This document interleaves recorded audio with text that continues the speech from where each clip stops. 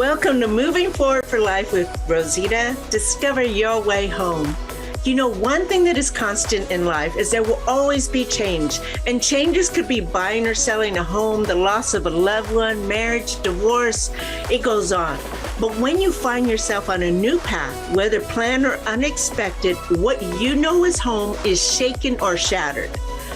So this is clear. How you process a change will impact the trajectory of your life. Moving Forward for Life with Rosita starts now. Hey, hi, and welcome to Moving Forward for Life with Rosita. Discover your way home. I'm Rosita, your discovery coach and realtor. I partner with you to help you determine what you need to come home, whether home is a physical home or the home in you. My podcast focuses on topics related to life coaching and real estate. You'll find tips, encouragement, and stories of others who have been through it, whether that's through it buying a home, selling a home, or going through life. The goal of each of my shows is to provide insight so you can move forward and live your best life. Today, I am not going to have a guest. It's going to be me and you. And the topic today is 3 ways to discover the beauty in you, because everyone has a beauty in themselves. What I'm going to do today is I'm going to share a story of a little girl. And then I'm going to unpack some things in her story that led to her results in her life. Next, I will give you 3 ways to discover the beauty in you. Okay? I'm going to ask you to please get a pen and paper and be prepared to write down some notes, anything that resonates with you about her story or this whole podcast. Okay? So let's get started. Once upon a time, there was a little girl. She was quiet, chubby, and very shy. Her parents taught her not to talk to strangers or even make eye contact. So she kept her head down a lot and she kept to herself. She was the kind of kid that went unnoticed. When she grew up, she grew up in a chaotic and dysfunctional family environment. She was taught to be obedient and do whatever she was told without question. In fact, asking questions would be a form of disrespect. Now, don't get me wrong. Her parents loved her, provided food and clothing and shelter. Though they were very strict, controlling, and perfectionists, they ran a tight ship where rules had to be followed. As she grew older, she noticed when her older siblings would be mad or frustrated or just hurt, and they were trying to figure out how to deal with their emotions, and they were told to stop crying and just deal with their feelings. This brought the little girl some confusion. Even as a little girl, she knew there was something not right with that process. But being a kid, she just went outside and played. She didn't give it a second thought. As she became a teenager, she lost her chubbiness, and boys started noticing her. They told her, "You're pretty." She thought, "What? Me? Are you talking to me?" This was such a shock to her because she didn't think she was pretty at all. She didn't even think she was noticed. Nonetheless, she kind of liked the feeling and halfway smiled, but didn't know how to process or respond to that. She did notice that she experienced a weird feeling, but like her siblings, just brushed it off and kept moving. She spent time outside playing, and she also watched movies. Her favorite was watching romantic movies of love. She daydreamed of finding love and being loved. And as years passed, now she's a young woman. As a young woman, she had to step up and make decisions on her own. Now she has a voice of her own. She was quick-witted and sharp-tongued. And this was how she protected herself. Because if someone would try to talk down to her, her mouth would immediately respond, and it pushed people away. And although she was protected by her mouth and her sharp wit, it also kept people away from her. Her challenge was she had no idea what she wanted or how to convey what she needed in a healthy way. She was unaware how to make healthy choices and decisions. Unknowingly, she kept seeking after that weird feeling when she was a kid. You know, when the boys told her that she was pretty, she thought that was love and kept seeking that type of love. She thought that was what she was worth. Her decisions and relationship choices ended up leading her to chaos and being in unhealthy relationships. She tried counseling and it worked, but only for a short time. She continually experienced chaos and broken relationships. Angry, confused, and exhausted, she was ready to give up. Something was keeping her trapped, and she desperately wanted to break free. Determined to heal and walk a different path, she pursued a relationship with God. She had tried everything else. And so this was kind of her last go at hoping things would change. Through God, her determination and dedication to heal, she created a new path of love, peace, and awareness. She has fought a good fight and has the battle scars to prove it. She has left the battlefield victoriously because now she no longer feels the need to continually prove herself to people. She walks away from the battlefield with victory because now she knows she is enough. She is worthy. She is lovable. And in fact, she is more precious than rubies and gold.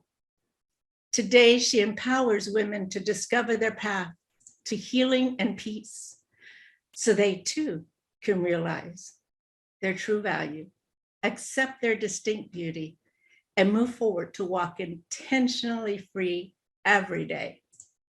Did this story resonate with you? Are there parts of this little girl in you?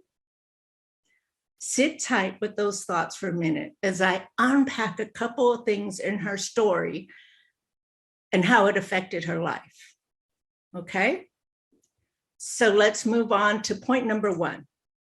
Her parents had good intentions of not having her make eye contact and talk to strangers, because back then you want to be careful with your daughters. You don't want them to be too friendly.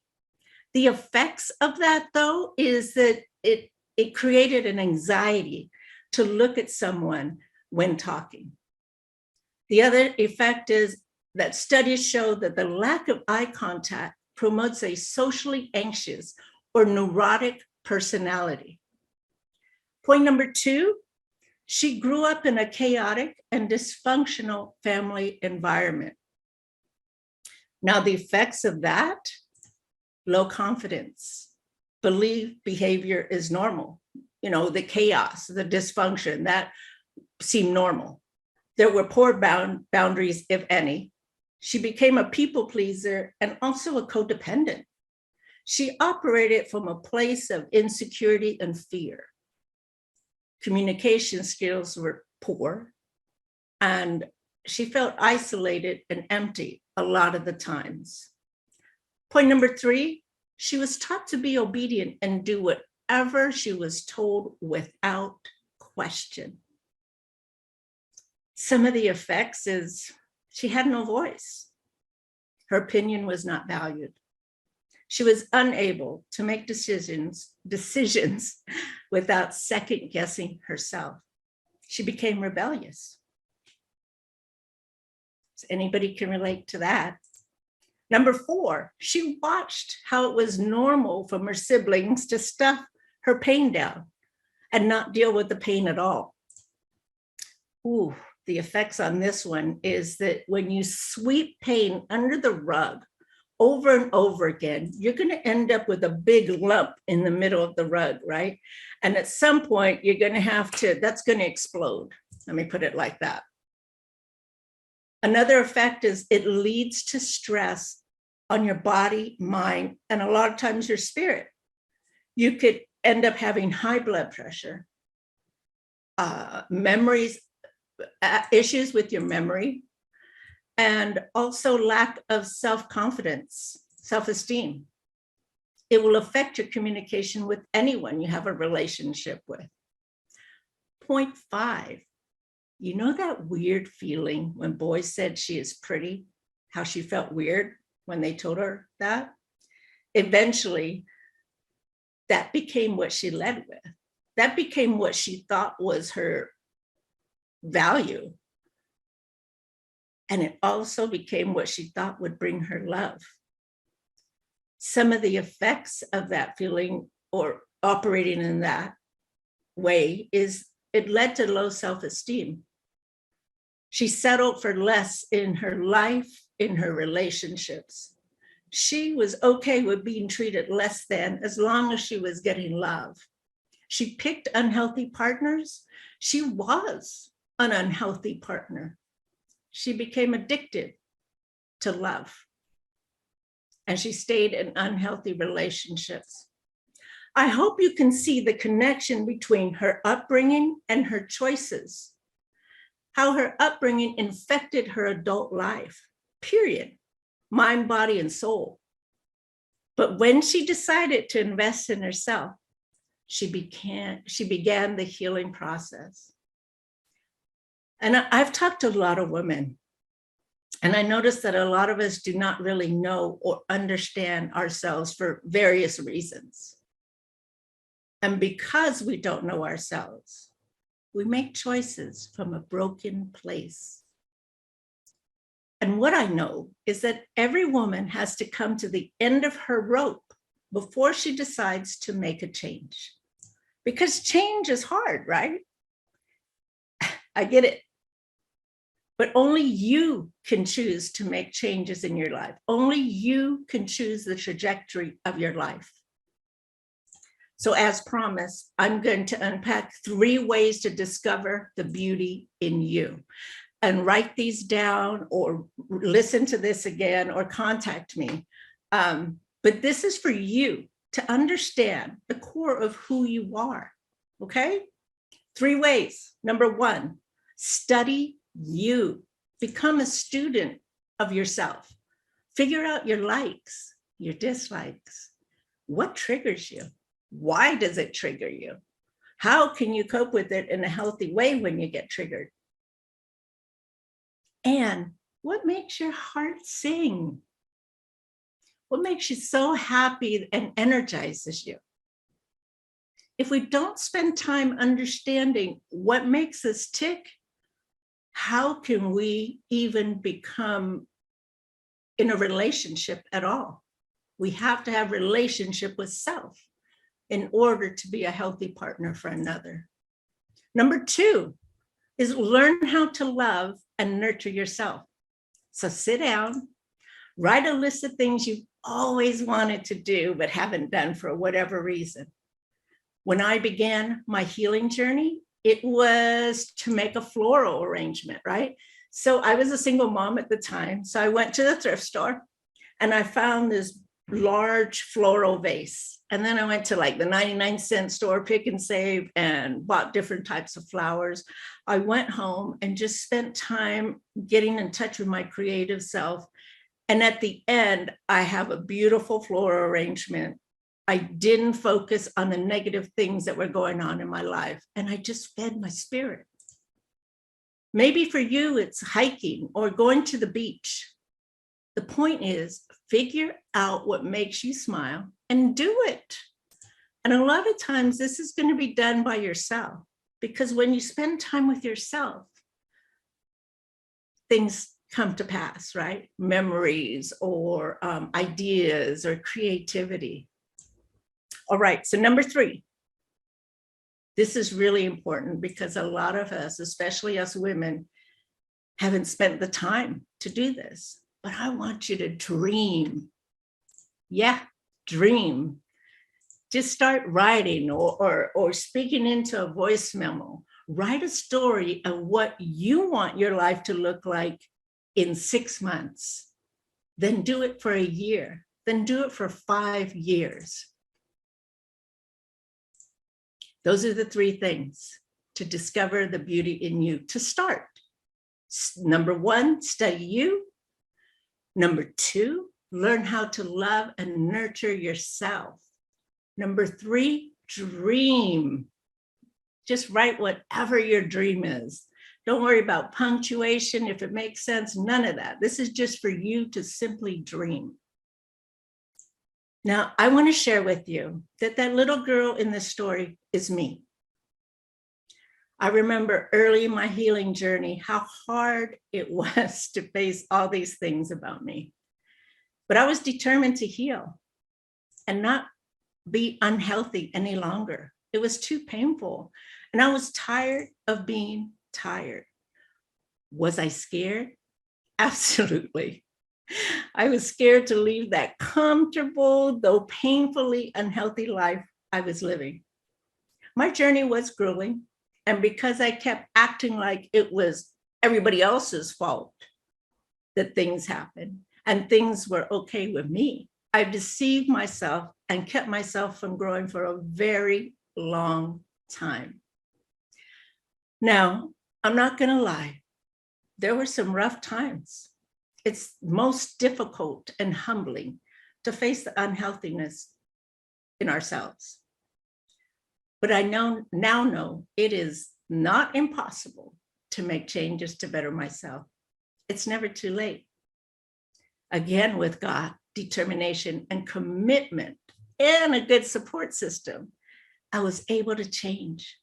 And it's possible for you too. You just got to want it and commit to it and have a group of people around you to help you. Telling my story today reminded me of how far I have come, and you can change too. My healing has brought me a joy that is unexplainable and comes from deep within. I now know the negativity, childhood wounds, and self-destruction took a lot of space in my mind and spirit. And once I healed, I now have room for creativity, ideas, peace, and dreaming. I love who I am. I stand comfortably in that space. I have discovered the beauty in me, and I want to help you discover yours.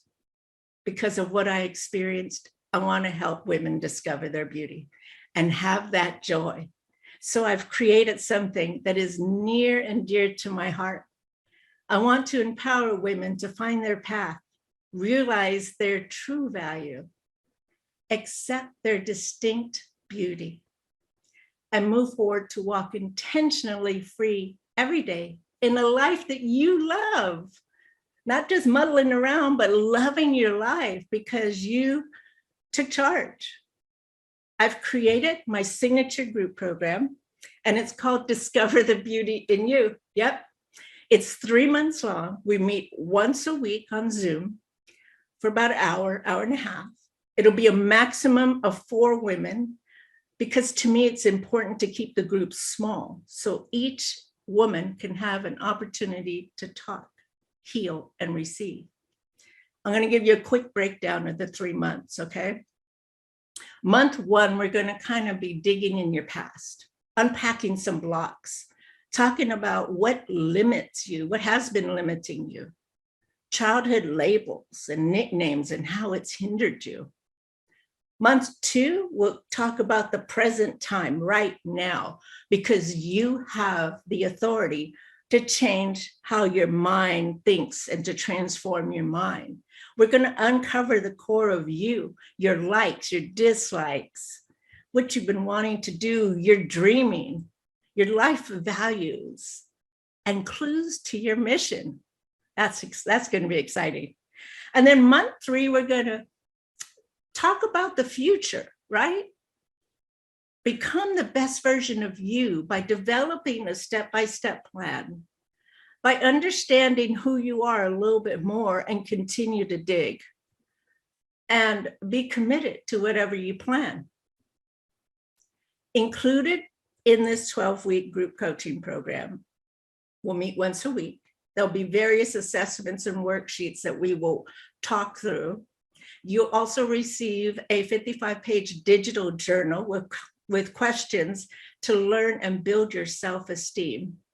And you'll get 2 one-hour coaching sessions for me as part of being in the program.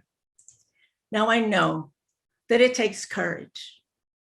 Having the courage to face the good, the bad, and the not so pretty parts of yourself are hard to face on your own.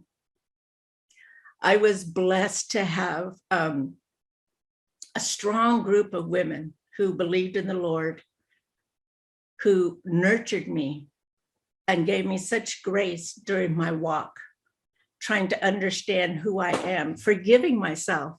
That's another part of learning who you are, is understanding that throughout your life, you may have done some things that hurt somebody, and take the time to forgive yourself and maybe even forgive the other person if someone has hurt you. It is a lot of work to dig deep. But in my experience, I was at the fork of the road. So I can go to the right and do the same old thing that I've been doing, staying in unhealthy relationships, being unhealthy, not having what I want in life, whether it's relationship, job, just life, or the other side of the fork. The other side of the fork is finding out who I am, digging deep, going to counseling, because you will need counseling coupled with life coaching to be able, because counseling, they dig into the wounds and unpack them and help you heal. Life coaching will help you then take that ball and make a decision of how you want your life to be and understand who you are. So getting back to the fork of the road. So you are in the fork of the road. You have to decide, do I want to live life the way I've always been living it? That's going to be painful. Do I want to do the work and unpack childhood wounds, unpack so much stuff? I had unpacked so much stuff that I wasn't even aware of. Either way, whichever direction you're going to go when you're at this fork of the road is going to be painful. That is without question. But I chose to take the path of learning me, unpacking me, healing the childhood wounds, because that pain would lead to a better me and help me to live a life that I can live intentionally free every day. To me, that is priceless. So I want to encourage you to contact me. My website is movingforwardforlife.com. You can schedule a 30-minute complimentary clarity session where we can sit and kind of chat of which direction you'd like to go. And if life coaching is even a good fit for you. It might not be. You may need to start in a counseling session, a therapist, because for a lot of us, there's a lot of stuff in childhood that we have not unpacked and that we have pushed down. So now we have to unpack that, and that's going to take time, but I promise you, it's the best work that you can ever do. So if you are not sure if this program is for you, again, schedule a clarity call with me at movingforwardforlife.com. If you know someone who could benefit from this program, please have them contact me too. I can walk through the program with them, or just, there's so many things on my website that you can get. There's some free articles, there's a free assessment. So take a look. Let me know how I can help you. Again, I have walked the walk. I know how difficult it is to walk that walk. I also know how difficult it is to live in that pain. And now I know how wonderful it is to be able to live my life intentionally free, knowing who I am, and comfortable in the space that I hold. That's it for today. I hope you enjoyed the story. I hope you took a lot of good notes. Join me next time, August 12th at 12:30 p.m. Pacific time. Thank you so much for listening and watching, and I hope this helped you in some sort of way. Rosita Perez, Moving Forward for Life. Discover your way home. Bye for now. Thank you so much for listening to Moving Forward for Life with Rosita. Discover your way home. Through my own personal healing journey, I've come out stronger and braver. I know firsthand how hard, how lonely, and heartbreaking it is to continually live in pain. As we work together, you will discover the good, the bad, and the not so pretty parts of yourself so you can uncover the fabulous in you. Discover what you need to come home, whether that's a physical home or the home in you. Join me every second and fourth Friday at 12:30 p.m. Pacific.